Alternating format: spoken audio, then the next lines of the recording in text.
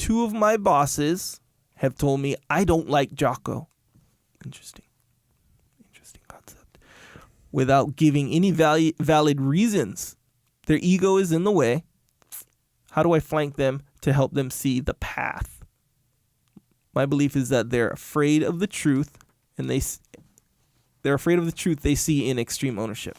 Okay, so yeah, I mean, clearly ego could be a problem here as a leader. You know, who wants to constantly be compared to some other leader, right? You know, if you were teaching a jiu-jitsu class and someone's like, well, the way that Dean teaches this, you know, that would make you mad after a while. Yeah, I didn't even think of that. So that could be part of the problem. Oh, that's definitely. That's way up there on the list of possible things. Could be the military flavor, right? Some people don't like the military flavor of things, so that's okay.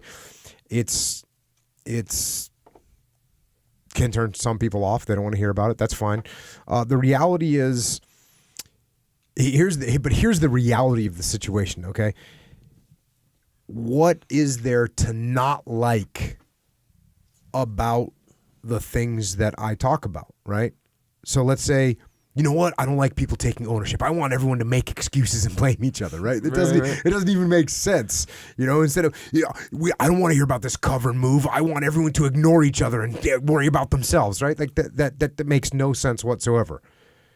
You know, if keeping things simple, I don't want to, hey, look, I don't want to keep things simple. I want everything to be so complicated that no one knows what's going on, right? Like these things, there's no human being, no one in a leadership position that would want everyone or that would go against what these simple principles.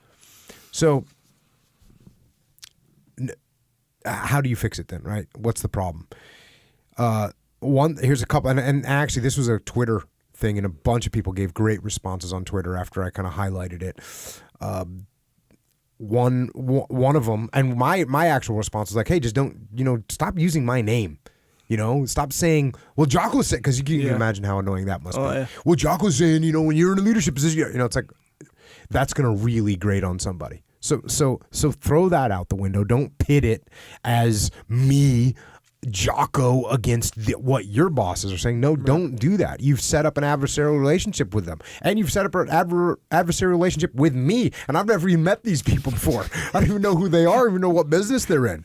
But what you've done by constantly harping on it is you've pissed them off, and now they're saying, dude, quit talking about Jocko. We don't care. Because also the way that just the way he's being offensive in approaching these things means that he has a little more listening and growing to do. Because if you really want to approach your boss, or he asked about flanking his boss, well, the way you flank someone isn't going, hey, the way Jocko says you should do this. Right. You're like, no, that's not good. Yeah. So let the principles work. And another person pointed out, hey, stop trying to impose your things on them. Like, take extreme ownership. How's that sound? You step up and start leading. You do your thing. You perform well. Quit talking. Quit trying to force these things down people's throats, and give them space, give them room, and then they'll recognize that you're doing a good job. If you label it with something that they don't like, well, then they're not going to like it no matter what you do. No matter what you do. That's going to be problematic. Don't bludgeon them with well, this is blah blah blah. No, don't do that. Yeah. Put your ego in check. How's that sound? Put your ego in check a little bit. Make the ideas that you're talking about their ideas. Get them to talk about ownership. Get them. Maybe they call it something else other than extreme ownership. Maybe they call it, personal accountability. Okay, awesome. That's great. Yeah, I really like that. I really like what you've come up with, boss. I'm in with that. Oh, well, now they're in the game, and they don't realize that you're talking about the same thing. Yeah. That's fine. They don't ever have to realize that. They don't ever have to realize that. So, I mean, there's some people that don't like, even in the teams, there's people that they didn't like me. Didn't matter what the principle was. It's like, no.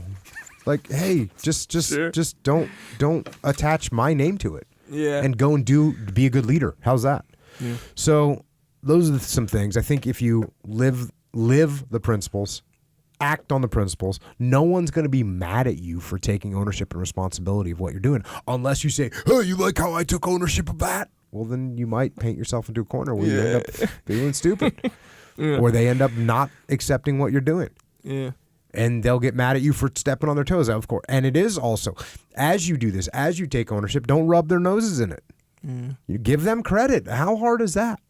You know, you come up with a solution to the problem, say, hey, actually, I got this idea from something I saw you doing. Really? Right? That's how you flank them. Yeah. Hey, I took ownership of this problem. Oh, really? Oh, you took, here we go, extreme. No, don't say that. Don't say that. You know, it's like, hey, boss, I wanted to make sure this got done correctly. I was watching the way you did blah, blah, blah, blah. And you go from there. Yeah. Give them the idea. Yeah, it makes sense.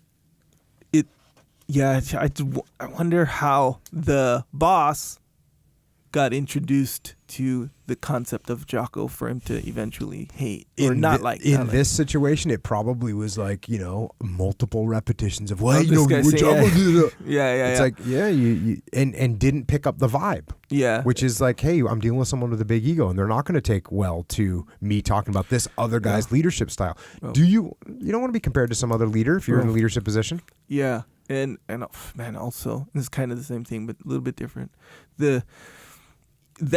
Thinking about that type of scenario, man, that's the worst. That's like, as a boss, I would think that'd be really bad. Because, okay, so here's a situation. So I make videos sometimes, right? And so let's say and actually this is an actual thing that actually happened where, okay, so I made this video for this, we'll say, client.